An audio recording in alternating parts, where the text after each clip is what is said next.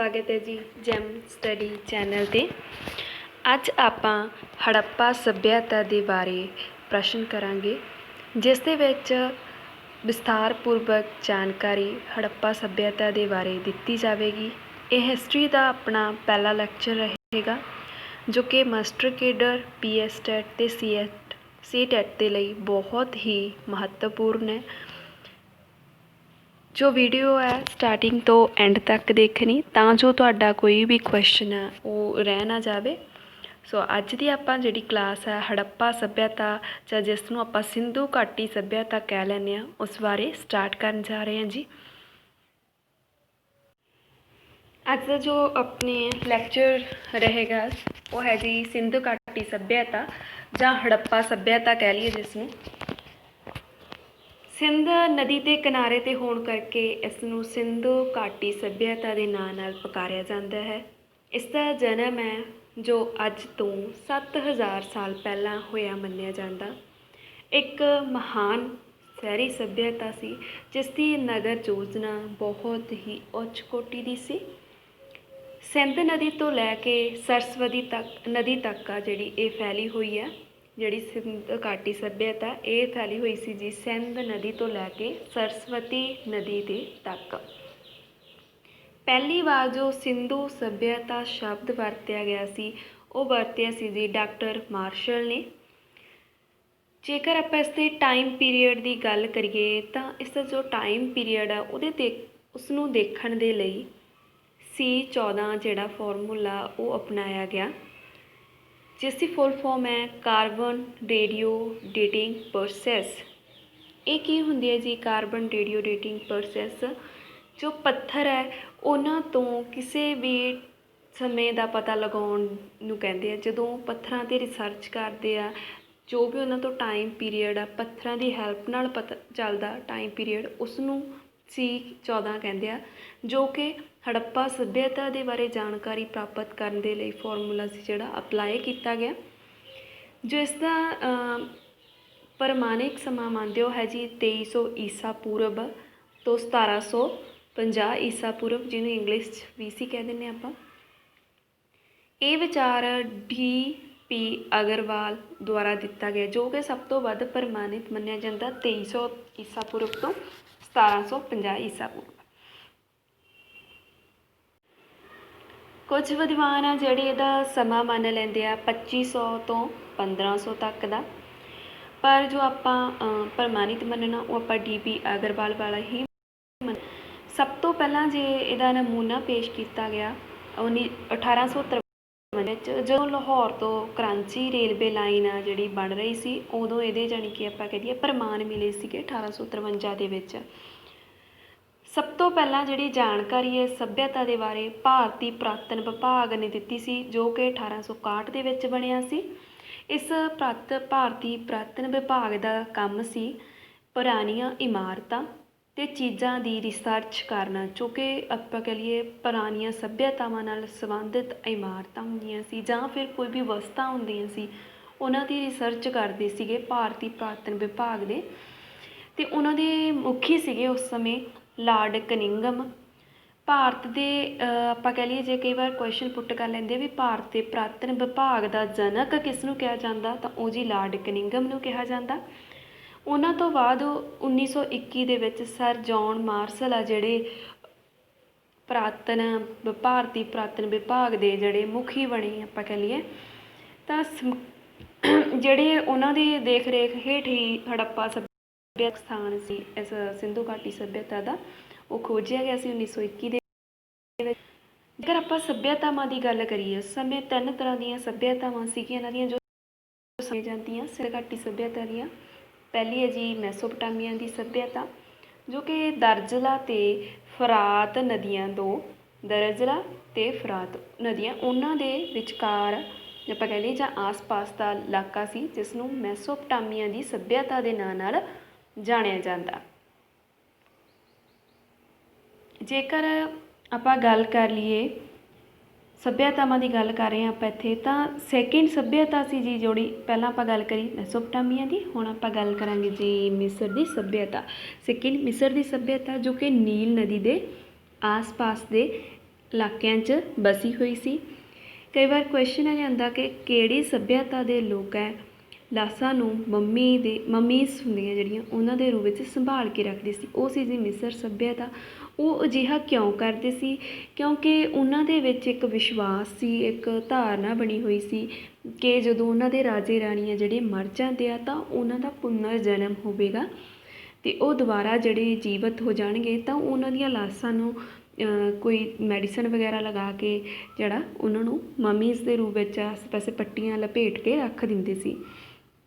Third ਸੱਭਿਅਤਾ ਸੀ ਜੋ ਸਿੰਧ ਘਾਟੀ ਸੱਭਿਅਤਾ ਦੀ ਸਮਕਾਲੀ ਸੀ, ਉਹ ਸੀ ਚੀਨ ਦੀ ਸੱਭਿਅਤਾ ਜੋ ਕਿ ਹਵਾਂਗ ਹੋ ਨਦੀ ਦੇ ਆਸ-ਪਾਸ ਦੇ ਇਲਾਕਿਆਂ 'ਚ ਸੀ।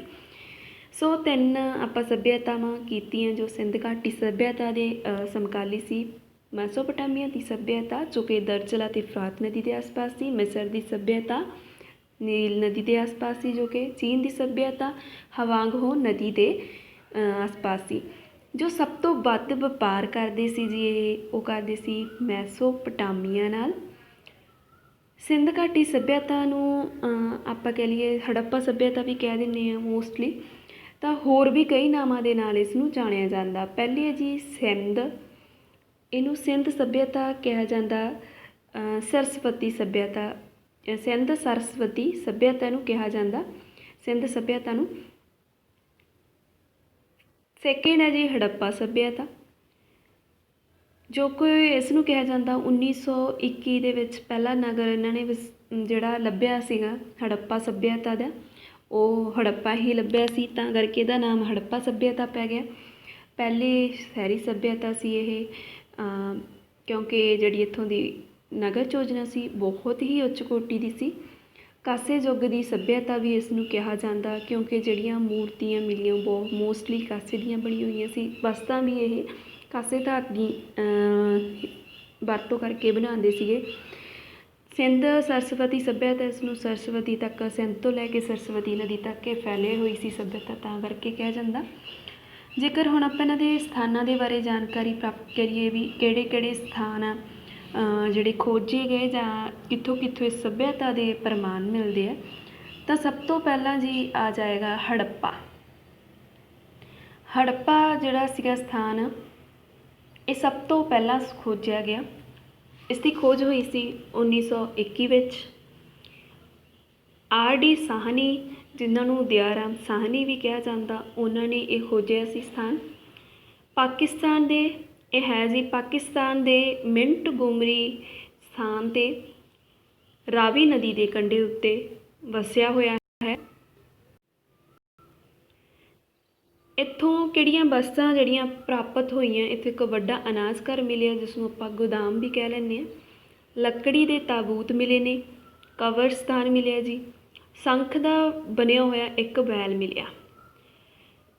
ਜਿਹੜੀ ਇਹ ਸੱਭਿਅਤਾ ਸੀ ਇੱਥੇ ਜਿਹੜਾ ਇਹਦਾ ਆਕਾਰ ਆ ਜਿਹੜਾ ਇਹ ਸਥਾਨ ਹੜੱਪਾ ਇਹ ਚੌਰਸ ਬਣਿਆ ਹੋਇਆ ਸਕੁਆਇਰ ਰੂਪ ਦੇ ਵਿੱਚ।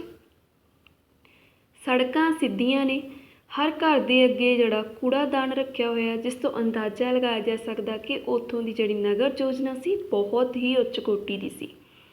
ਹੁਣ ਜੇਕਰ ਆਪਾਂ ਇਸ ਹੜੱਪਾ ਸੱਭਿਅਤਾ ਦੇ ਦੂਜੇ ਸਥਾਨ ਦੀ ਗੱਲ ਕਰੀਏ ਜੀ, ਉਹ ਹੈ ਮੋਹਨਜੋਦੜੋ ਜੋ ਕਿ ਲਰਕਾਨਾ ਜ਼ਿਲ੍ਹਾ ਪਾਕਿਸਤਾਨ ਉੱਥੇ ਹੈ ਵਸਿਆ ਹੋਇਆ।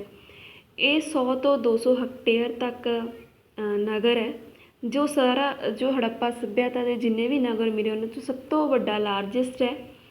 ਇਸ ਦੀ ਖੋਜ ਕੀਤੀ ਸੀ 1922 ਦੇ ਵਿੱਚ R.D. ਬੈਨਰਜੀ ਨੇ।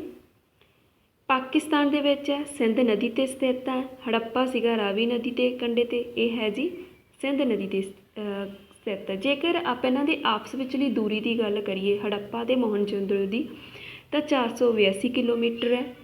ਇੱਥੋਂ ਜਿਹੜੀਆਂ ਵਸਤਾਂ ਪ੍ਰਾਪਤ ਹੋਈਆਂ ਉਹ ਹਨ ਜੀ ਵੱਡਾ ਇਸ਼ਨਾਨ ਘਰ ਪ੍ਰਾਪਤ ਹੋਇਆ, ਇੱਥੋਂ ਇੱਕ 30 ਖੰਭਿਆਂ ਵਾਲਾ ਇੱਕ ਵਿਸ਼ਾਲ ਹਾਲ ਮਿਲਿਆ।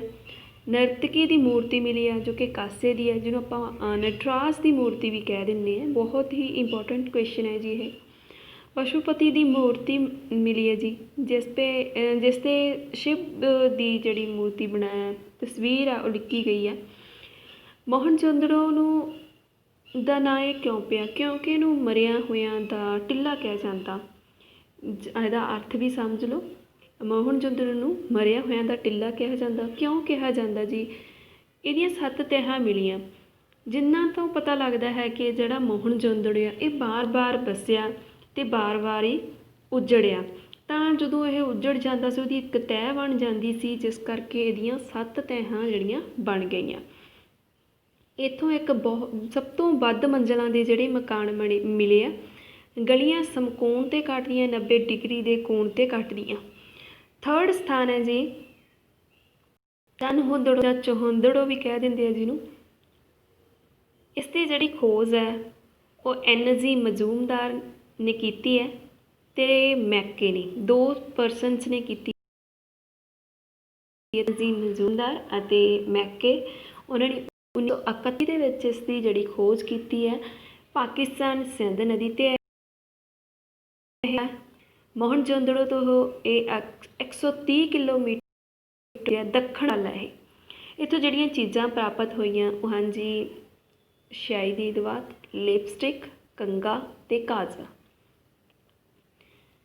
ਇਸ ਤੋਂ ਬਿਨਾਂ ਇਹ ਤਾਂ ਸੀ ਪਾਕਿਸਤਾਨ ਦੇ ਜਿਹੜੇ ਇਲਾਕੇ ਦੇ ਵਿੱਚ ਸੀ। ਹੁਣ ਆਪਾਂ ਗੱਲ ਕਰਦੇ ਹਾਂ ਜੀ ਕਾਲੀਬੰਗਾ ਦੀ, ਜੋ ਕਿ 4ਥਾ ਸਥਾਨ ਹੈ। ਇੱਥੇ ਇਹਨੂੰ ਕਾਲੇ ਰੰਗ ਦੀਆਂ ਜਿਹੜੀਆਂ ਚੂੜੀਆਂ ਮਿਲਦੀਆਂ ਸੀ, ਭਾਵ ਕਿ ਲਾਖ ਤੋਂ ਬਣਾਈਆਂ ਜਾਂਦੀਆਂ ਸੀ, ਇਸ ਕਰਕੇ ਸ਼ਹਿਰ ਜਾਂ ਨਗਰ ਆਪਾਂ ਕਹਿ ਲਈਏ ਦਾ ਨਾਮ ਕਾਲੀਬੰਗਾ ਪੈ ਗਿਆ। ਇਹ ਸਥਿਤ ਹੈ ਜੀ ਰਾਜਸਥਾਨ ਵਿੱਚ, ਘੱਗਰ ਨਦੀ 'ਤੇ ਸਥਿਤ ਹੈ, ਜੋ ਕਿ ਆਧੁਨਿਕ ਨਾਂ ਗਾ ਸਰਸਵਤੀ ਨਦੀ ਦਾ। ਘੱਗਰ ਨਦੀ ਖੋਜ ਕੀਤੀ ਸੀ ਅਮਲਾਨੰਦ ਘੋਸ਼ ਨੇ 1951 ਦੇ ਵਿੱਚ। ਹਨੂੰਮਾਨਗੜ੍ਹ 'ਚ ਇਹ ਹਨੂੰਮਾਨਗੜ੍ਹ ਜ਼ਿਲ੍ਹਾ ਹੈਗਾ ਇਹਨਾਂ ਦਾ। ਪ੍ਰਾਪਤ ਜਿਹੜੀਆਂ ਇੱਥੋਂ ਚੀਜ਼ਾਂ ਹੋਈਆਂ, ਅਗਨੀ ਕੁੰਡ, ਵਾਹੀ ਕੀਤੇ ਖੇਤ, ਸ਼ਿਵ ਪੂਜਾ ਦੇ ਸਬੂਤ ਮਿਲੇ ਆ। ਹੜੱਪਾ ਦੇ 2 ਸੱਭਿਅਤਾਵਾਂ ਮਿਲੀਆਂ ਇੱਥੋਂ, ਪੂਰਬ ਹੜੱਪਾ ਅਤੇ ਹੜੱਪਾ ਕਲੀਨ। ਜਿਹੜੀਆਂ ਇੱਥੋਂ ਦੀਆਂ ਸੜਕਾਂ ਉਹ ਬਿਲਕੁਲ ਸਿੱਧੀਆਂ, ਸਮਕੋਣ 'ਤੇ ਕੱਟਦੀਆਂ, ਵਿਗਿਆਨਿਕ ਢੰਗ ਨਾਲ ਬਣਾਇਆ ਗਿਆ ਨਗਰ ਹੈ। ਨਾਲੀਆਂ ਵੀ ਹੈ ਜਿਹੜੀਆਂ ਵਿਗਿਆਨਿਕ ਢੰਗ ਨਾਲ ਬਣਾਈਆਂ ਹੋਈਆਂ ਅਤੇ ਢੱਕੀਆਂ ਹੋਈਆਂ, ਪੱਕੀਆਂ ਇੱਟਾਂ 'ਤੇ ਚਬੂਤਰੇ ਬਣਾਏ ਹੋਏ ਆ। ਨੈਕਸਟ ਹੈ ਜੀ ਲੋਥਲ ਸਥਾਨ। ਸਥਿਤ ਹੈ ਇਹ ਗੁਜਰਾਤ ਵਿੱਚ, ਭੋਗਵਾ ਨਦੀ 'ਤੇ ਸਮੁੰਦਰ ਦੇ ਬਹੁਤ ਹੀ ਨੇੜੇ ਹੈ। ਖੋਜ ਕੀਤੀ ਸੀ SR ਰਾਓ ਨੇ 1954 ਦੇ ਵਿੱਚ। ਇਸ ਨੂੰ ਲਘੂ ਮੋਹਨਜੋਦੜੋ ਦੇ ਨਾਂ ਨਾਲ ਵੀ ਜਾਣਿਆ ਜਾਂਦਾ। ਕਿਸ ਨੂੰ? ਲੋਥਲ ਨੂੰ ਲਘੂ ਮੋਹਨਜੋਦੜੋ ਵੀ ਕਿਹਾ ਜਾਂਦਾ। ਇੱਥੋਂ ਵਸਤਾਂ ਪ੍ਰਾਪਤ ਹੋਈਆਂ, ਇੱਕ ਬੰਦਰਗਾਹ ਪ੍ਰਾਪਤ ਹੋਈ ਹੈ ਜੋ ਕਿ ਗੋਂਦੀਵਾੜਾ ਦੇ ਵਿੱਚ ਆ। ਬਹੁਤ ਵੱਡੀ ਬੰਦਰਗਾਹ ਸੀਗੀ ਸਿੰਧ ਸੱਭਿਅਤਾ ਦੀ। ਓਬੀਅਸ ਆ ਕਿ ਉਹਨਾਂ ਦਾ ਜਲ ਪ੍ਰਬੰਧਨ ਵੀ ਕੀਤਾ ਹੋਣਾ ਉਹਨਾਂ ਨੇ, ਤਾਂ ਜਲ ਪ੍ਰਬੰਧ ਆ ਜਿਹੜਾ ਬਹੁਤ ਹੀ ਉੱਚ ਕੋਟੀ ਦਾ ਸੀ, ਤਾਂ ਉਹ ਵੀ ਇੱਥੋਂ ਮਿਲਿਆ। ਇੱਕ ਰੰਗਾਈ ਕੁੰਡ ਅਤੇ ਇੱਕ ਅਗਨੀ ਕੁੰਡ ਮਿਲੀ ਹੈ ਜੀ। ਚਾਵਲ ਦੀ ਖੇਤੀ ਕਰਦੇ ਸੀਗੇ ਤਾਂ ਉਹਦੇ ਵੀ ਇਹ ਇੱਥੋਂ ਲੋਥਲ ਤੋਂ ਸਬੂਤ ਮਿਲਦੇ ਆ। ਵੱਡਾ ਕੇਂਦਰ ਸੀ ਇਹ ਵਪਾਰ ਦਾ, ਕਿਉਂਕਿ ਇੱਥੇ ਬੰਦਰਗਾਹ ਸੀਗੀ, ਤਾਂ ਇੱਥੇ ਹੀ ਜਿਹੜਾ ਵਪਾਰ ਦਾ ਲੈਣ ਦੇਣ ਕੀਤਾ ਜਾਂਦਾ ਸੀ। ਇਸ ਤੋਂ ਬਿਨਾਂ ਗੁਜਰਾਤ ਵਿੱਚ ਧੌਲਾਵੀਰਾ ਅਤੇ ਸੁੱਤ ਕੋਟੜਾ 2 ਸਥਾਨ ਹੈ। ਜਿੱਥੋਂ ਧੌਲਾਵੀਰਾ ਉੱਥੋਂ ਸਟੇਡੀਅਮ ਮਿਲਿਆ, ਸੁੱਤ ਕੋਟੜਾ ਤੋਂ ਘੋੜੇ ਦੇ ਅਵਸ਼ੇਸ਼ ਮਿਲੇ ਨੇ। ਹੁਣ ਆਪਾਂ ਜੇਕਰ ਗੱਲ ਕਰੀਏ ਹਰਿਆਣਾ ਦੀ, ਹਰਿਆਣਾ ਦੇ ਵਿੱਚੋਂ ਵੀ ਇਸ ਸੱਭਿਅਤਾ ਦੇ ਪ੍ਰਮਾਣ ਮਿਲਦੇ ਨੇ। ਸਭ ਤੋਂ ਪਹਿਲਾਂ ਹਿਸਾਰ 'ਚ ਗੱਲ ਕਰਦੇ ਹਾਂ ਜੀ। ਇੱਕ ਸਥਾਨ ਹੈ ਬਨਾਵਲੀ, ਜਿਸ ਦੀ ਖੋਜ ਕੀਤੀ ਸੀ RS ਵਿਸਤ ਨੇ 1973 ਦੇ ਵਿੱਚ। ਉੱਥੋਂ ਪ੍ਰਾਪਤ ਹੋਏ ਨੇ ਉੱਤਮ ਕਿਸਮ ਦੇ ਜੌਂ। ਇਸ ਤੋਂ ਬਿਨਾਂ ਮਿਤਾਥਲ, ਕੁਨਾਲ, ਰਾਖੀਗੜ੍ਹੀ ਜੋ ਕਿ ਹਰਿਆਣਾ ਦੇ ਸਥਾਨ ਨੇ, ਉੱਥੇ ਵੀ ਇਸ ਸੱਭਿਅਤਾ ਦੇ ਪ੍ਰਮਾਣ ਆ ਜਿਹੜੇ ਪਾਏ ਜਾਂਦੇ ਨੇ। ਬਲੋਚਿਸਤਾਨ ਦੇ ਵਿੱਚ ਵੀ ਗੱਲ ਕਰਦੇ ਆਪਾਂ, ਸ਼ਾਹੀ ਟੰਪ ਇੱਕ ਸਥਾਨ ਹੈ ਬਲੋਚਿਸਤਾਨ ਦੇ ਵਿੱਚ, ਉੱਥੋਂ ਵੀ ਇਸ ਸੱਭਿਅਤਾ ਦੇ ਪ੍ਰਮਾਣ ਮਿਲੇ ਨੇ। ਗੱਲ ਕਰੀਏ ਜੇਕਰ ਆਪਾਂ ਪੰਜਾਬ ਦੀ, ਤਾਂ ਰੋਪੜ ਦੇ ਵਿੱਚ ਨੇੜੇ ਕੋਟਲਾ ਨਿਹੰਗ ਖਾਂ ਦੇ ਸਤਲੁਜ ਨਦੀ ਆ ਜੋ, ਉੱਥੇ ਤੱਕ ਇਹਦੇ ਪ੍ਰਮਾਣ ਮਿਲੇ ਆ। ਖੋਜ ਕੀਤੀ ਸੀ 1963 ਦੇ ਵਿੱਚ YD ਸ਼ਰਮਾ ਨੇ। ਕਬਰ ਇੱਥੋਂ ਜਿਹੜੀ ਚੀਜ਼ ਪ੍ਰਾਪਤ ਇੱਕ ਕਬਰ ਮਿਲੀ ਹੈ ਜਿਸ ਵਿੱਚ ਮਾਲਕ ਨਾ ਕੁੱਤੇ ਦੇ ਅਵਸ਼ੇਸ਼ ਮਿਲੇਂਗੇ, ਜਿਸ ਤੋਂ ਪਤਾ ਚੱਲਦਾ ਕਿ ਉਸ ਸਮੇਂ ਕੁੱਤਿਆਂ ਦਾ ਨੂੰ ਵੀ ਪਾਲਿਆ ਜਾਂਦਾ ਸੀ, ਘਰਾਂ ਦੇ ਵਿੱਚ ਰੱਖਿਆ ਜਾਂਦਾ ਸੀ। ਸੈਕਿੰਡ ਹੈ ਜੀ ਸੰਗੋਲ, ਜੋ ਕਿ ਅੱਜ ਕੱਲ੍ਹ ਫਤਿਹਗੜ੍ਹ ਸਾਹਿਬ ਦੇ ਵਿੱਚ ਹੈ। ਬੁੱਕਸ ਦੇ ਵਿੱਚ ਲੁਧਿਆਣਾ ਲਿਖਿਆ ਹੋਇਆ, ਬਟ ਇਹਨਾਂ ਦਾ ਜਿਹੜਾ ਜ਼ਿਲ੍ਹਾ ਹੁਣ ਚੇਂਜ ਹੋ ਗਿਆ, ਤਾਂ ਉੱਥੋਂ ਵੀ ਇਸ ਸੱਭਿਅਤਾ ਦੇ ਪ੍ਰਮਾਣ ਮਿਲੇ ਆ। ਰੋਹੀੜਾ ਸੰਗਰੂਰ ਤੋਂ ਵੀ ਪ੍ਰਮਾਣ ਮਿਲੇ ਆ, ਜੋ ਕਿ ਸੰਗਰੂਰ ਦੇ ਵਿੱਚ ਆ, ਰੋਹੀੜਾ ਨਾਮਕ ਸਥਾਨ ਤੋਂ। ਹੁਣ ਇਹ ਤਾਂ ਸੀ ਜੀ ਇੱਥੋਂ ਦੇ ਜਿਹੜੇ ਸਥਾਨ ਜਿਸ ਤੋਂ ਹੜੱਪਾ ਸੱਭਿਅਤਾ ਦੇ ਬਾਰੇ ਸਾਨੂੰ ਕੁਝ ਕੁ ਪ੍ਰਮਾਣ ਮਿਲਦੇ ਆ, ਉਹਨਾਂ ਦੇ ਉੱਥੋਂ ਕੀ ਵਸਤਾਂ ਪ੍ਰਾਪਤ ਹੋਈਆਂ ਅਤੇ ਉੱਥੋਂ ਦੇ ਮਤਲਬ ਨਗਰ ਯੋਜਨਾ ਕਿਵੇਂ ਦੀ ਸੀ, ਤਾਂ ਕਿਸ ਨੇ ਖੋਜ ਕੀਤੀ, ਉਸ ਬਾਰੇ ਆਪਾਂ ਗੱਲ ਕਰੀਏ। ਹੁਣ ਆਪਾਂ ਗੱਲ ਕਰਾਂਗੇ ਜੀ ਇੱਥੋਂ ਦੀ ਨਗਰ ਯੋਜਨਾ ਬਾਰੇ, ਸਮਾਜਿਕ, ਆਰਥਿਕ, ਰਾਜਨੀਤਿਕ ਜੀਵਨ ਦੇ ਬਾਰੇ। ਫਸਟ ਹੈ ਜੀ, ਪਹਿਲਾਂ ਆਪਾਂ ਗੱਲ ਕਰਾਂਗੇ ਨਗਰ ਯੋਜਨਾ ਦੇ ਬਾਰੇ। ਉਸ ਸਮੇਂ ਜਿਹੜੀ ਨਗਰ ਯੋਜਨਾ ਸੀ ਦੋ ਭਾਗਾਂ ਦੇ ਵਿੱਚ ਵੰਡੀ ਹੋਈ ਸੀ, ਉੱਪਰਲੇ ਭਾਗ, ਹੇਠਲੇ ਭਾਗ। ਜਿਹੜੇ ਉੱਪਰਲੇ ਭਾਗ ਸੀ ਉਹ ਸ਼ਾਸਕਾਂ ਦੇ ਘਰ ਸੀ, ਹੇਠਲੇ ਭਾਗਾਂ ਵਿੱਚ ਆਮ ਲੋਕਾਂ ਦੇ ਘਰ ਹੁੰਦੇ ਸੀ। ਪੱਕੀਆਂ ਇੱਟਾਂ ਦੇ ਬਣੇ ਹੋਏ ਸੀਗੇ। ਸਭ ਤੋਂ ਵੱਡੀ ਇੱਟ ਆ ਜਿਹੜੀ, ਕਈ ਵਾਰ ਕੁਐਸਚਨ ਆ ਜਾਂਦਾ ਕਿ ਸਭ ਤੋਂ ਵੱਡੀ ਇੱਟ ਕਿੱਥੇ ਮਿਲੀ, ਤਾਂ ਉਹ ਮੋਹਨ ਜੋਦੜੋ ਤੋਂ ਮਿਲੀ ਸੀ। ਸੜਕਾਂ ਅਤੇ ਜਲ ਨਿਕਾਸ ਪ੍ਰਣਾਲੀ ਦੀ ਜੇਕਰ ਆਪਾਂ ਗੱਲ ਕਰੀਏ ਤਾਂ ਨਗਰਾਂ ਦੀਆਂ ਜਿਹੜੀਆਂ ਸੜਕਾਂ ਸੀ ਉਹ ਚੌੜੀਆਂ ਹੁੰਦੀਆਂ ਸੀ। ਮੁੱਖ ਜਿਹੜੀਆਂ ਸੜਕਾਂ ਹੁੰਦੀਆਂ ਸੀ, ਮੇਨ ਰੋਡ ਹੁੰਦੇ ਸੀ, ਉਹਨਾਂ ਦੀ ਚੌੜਾਈ ਸੀ 9.15 ਮੀਟਰ।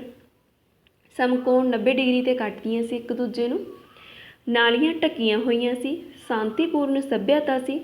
ਸਮਾਜਿਕ ਜੀਵਨ ਇਹਨਾਂ ਦਾ ਸ਼ਾਕਾਹਾਰੀ, ਮਾਸਾਹਾਰੀ ਦੋ ਲੋਕ ਹੁੰਦੇ ਸੀਗੇ।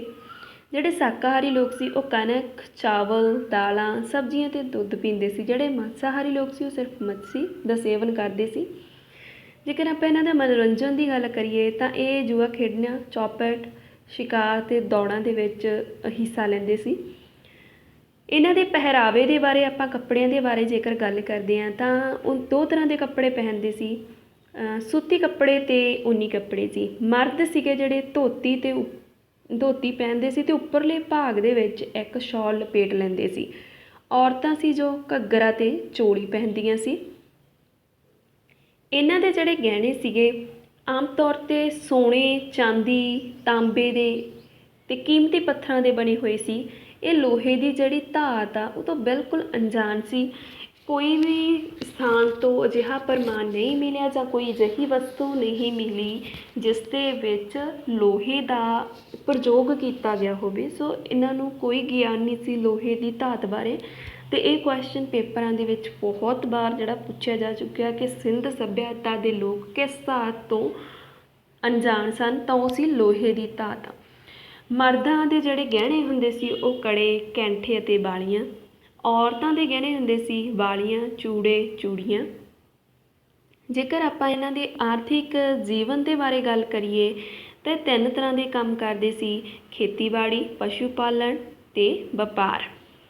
ਖੇਤੀਬਾੜੀ ਕਰਦੇ ਵਿੱਚ ਜੇ ਅਨਾਜ, ਸਬਜ਼ੀਆਂ, ਦਾਲਾਂ ਅਤੇ ਕਪਾਹ ਉਗਾਉਂਦੇ ਸੀ। ਅਤੇ ਕਪਾਹ ਦੀ ਖੇਤੀ ਸਭ ਤੋਂ ਪਹਿਲਾਂ ਸਿੰਧ ਸੱਭਿਅਤਾ ਦੇ ਲੋਕਾਂ ਨੇ ਹੀ ਕੀਤੀ ਸੀ। ਯੂਨਾਨੀਆਂ ਨੇ ਕਪਾਹ ਦੀ ਜਾਣਕਾਰੀ ਹੈ ਜਿਹੜੀ ਉਹ ਭਾਰਤੀਆਂ ਤੋਂ ਪ੍ਰਾਪਤ ਕੀਤੀ ਸੀ। ਅਤੇ ਇਹ ਕੁਐਸਚਨ ਬਹੁਤ ਵਾਰ ਪੁੱਛਿਆ ਗਿਆ ਜੀ।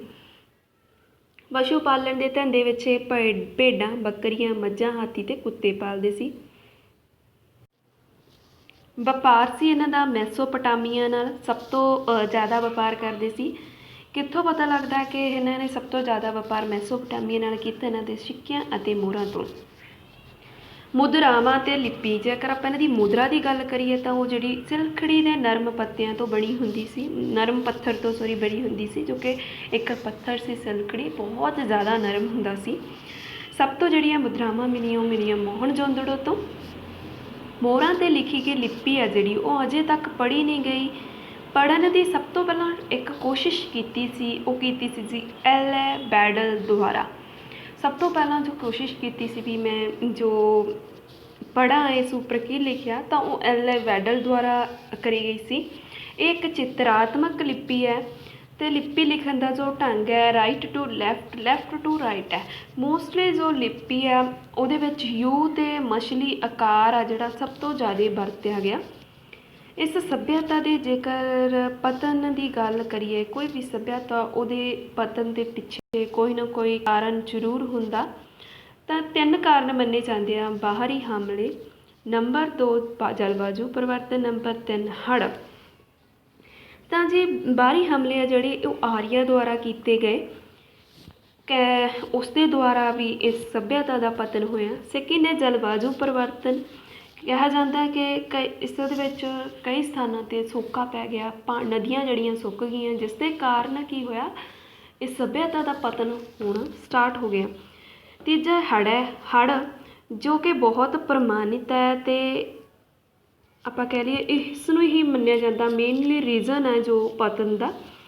ਮੈਕੇ ਅਤੇ ਡੈਲਸ ਨੇ ਕਿਹਾ ਸੀਗਾ ਹੜ੍ਹ ਆਉਣ ਦੇ ਬਾਰੇ, ਅਤੇ ਮੋਹਨਜੋਦੜੋ ਤੋਂ ਵੀ ਹੜ੍ਹਾਂ ਦੇ ਸਬੂਤ ਮਿਲੇ ਆ ਵੀ ਬਹੁਤ ਜ਼ਿਆਦਾ ਹੜ੍ਹ ਆ ਗਏ, ਤਾਂ ਕਰਕੇ ਇਸ ਸੱਭਿਅਤਾ ਦਾ ਜਿਹੜਾ ਪਤਨ ਹੋ ਗਿਆ ਅਤੇ ਜਾਨੀ ਮਾਲੀ ਨੁਕਸਾਨ ਹੋ ਗਿਆ। ਸਾਰੀ ਸੱਭਿਅਤਾ ਉੱਤਰ ਤੋਂ ਦੱਖਣ ਵੱਲ 1950 ਮੀਲ ਤੱਕ ਫੈਲੀ ਹੋਈ ਸੀ ਅਤੇ ਸਾਰੀ ਸੱਭਿਅਤਾ ਵਿੱਚ ਇੱਟਾਂ ਦਾ ਆਕਾਰ ਅਤੇ ਦਿੱਖ ਇੱਕੋ ਜਿਹੀ ਸੀ। ਜੋ ਇਹ ਸੱਭਿਅਤਾ ਸੀਗੀ ਉੱਤਰ ਤੋਂ ਲੈ ਕੇ ਦੱਖਣ ਦੇ ਤੱਕ ਫੈਲੀ ਹੋਈ ਸੀ 950 ਮੀਲ ਤੱਕ, ਅਤੇ ਜੇਕਰ ਆਪਾਂ ਨੂੰ ਬਾਹਰੀ ਦਿੱਖ ਦੇਖੀਏ ਤਾਂ ਉਹ ਸਾਰੀ ਇੱਕੋ ਜਿਹੀ ਲੱਗਦੀ ਸੀ। ਇਸ ਤਰ੍ਹਾਂ ਨਗਰ ਯੋਜਨਾ ਜਿਹੜੀ ਕੀਤੀ ਹੋਈ ਸੀ। ਇਸ ਤੋਂ ਇਲਾਵਾ ਜਿਹੜੇ ਮਿਸਰ ਅਤੇ ਮੈਸੋਪੋਟਾਮੀਆ ਉੱਥੇ ਜਿਹੜੇ ਬੈਲਣ ਵਾਲੇ ਭਾਂਡੇ ਹਨ ਉਹ ਵੀ ਬਿਲਕੁਲ ਹੀ ਇੱਥੋਂ ਦੀ ਸੱਭਿਅਤਾ ਦੇ ਨਾਲ ਮਿਲਦੇ ਜੁਲਦੇ ਆ। ਬੈਨਰਜੀ ਅਨੁਸਾਰ ਦ੍ਰਵਿੜ ਲੋਕ ਆ ਜਿਹੜੇ ਉਹ ਸਿੰਧੂ ਸੱਭਿਅਤਾ ਦੇ ਜਨਕ ਸਨ। ਇੱਕ ਇਤਿਹਾਸਕਾਰ ਹੋਏ ਸੀ ਬੈਨਰਜੀ, ਉਹ ਕਹਿੰਦੇ ਕਿ ਜਿਹੜੇ ਸਿੰਧੂ ਸੱਭਿਅਤਾ ਦੇ ਲੋਕ ਆ ਜਿਹੜੇ ਜਨਕ ਸੀਗੇ ਉਹ ਦ੍ਰਵਿੜ ਲੋਕ ਸੀਗੇ ਜੋ ਕਿ ਦੱਖਣ ਦੇ ਭਾਗ ਵਿੱਚ ਰਹਿੰਦੇ ਸੀ। ਉਹਨਾਂ ਨੂੰ ਦਸਿਆਊ ਜਾਂ ਦਾਸ ਮੰਨਿਆ ਜਾਂਦਾ ਸੀ।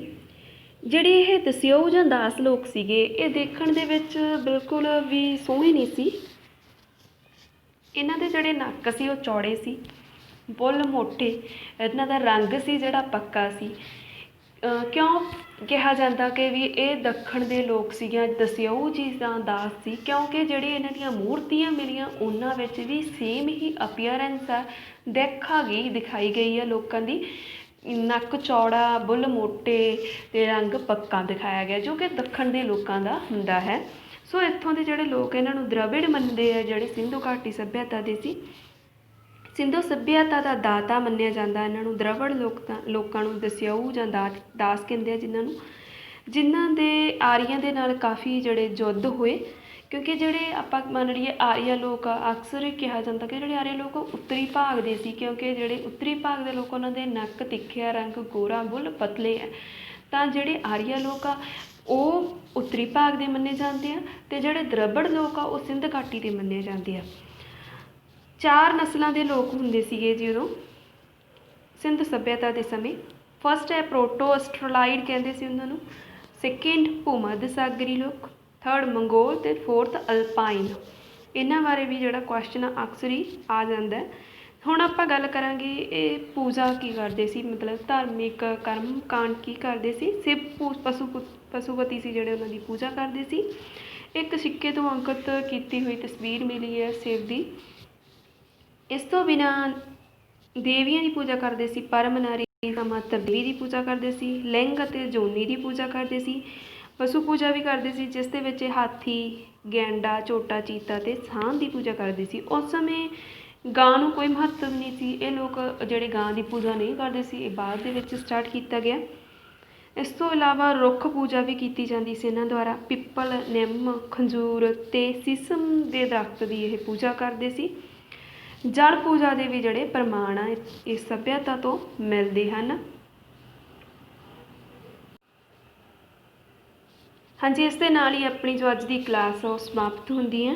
ਆਸ ਹੈ ਕਿ ਤੁਹਾਨੂੰ ਕਲਾਸ ਵਧੀਆ ਲੱਗੇਗੀ। ਆਪਣੇ ਸੁਝਾਅ ਜਿਹੜੇ ਕਮੈਂਟ ਕਰਕੇ ਜ਼ਰੂਰ ਦੱਸਣਾ। ਸ਼ੇਅਰ, ਲਾਈਕ, ਕਮੈਂਟ ਅਤੇ ਸਬਸਕ੍ਰਾਈਬ ਜ਼ਰੂਰ ਕਰਨਾ ਚੈਨਲ ਨੂੰ। ਸੋ ਧੰਨਵਾਦ।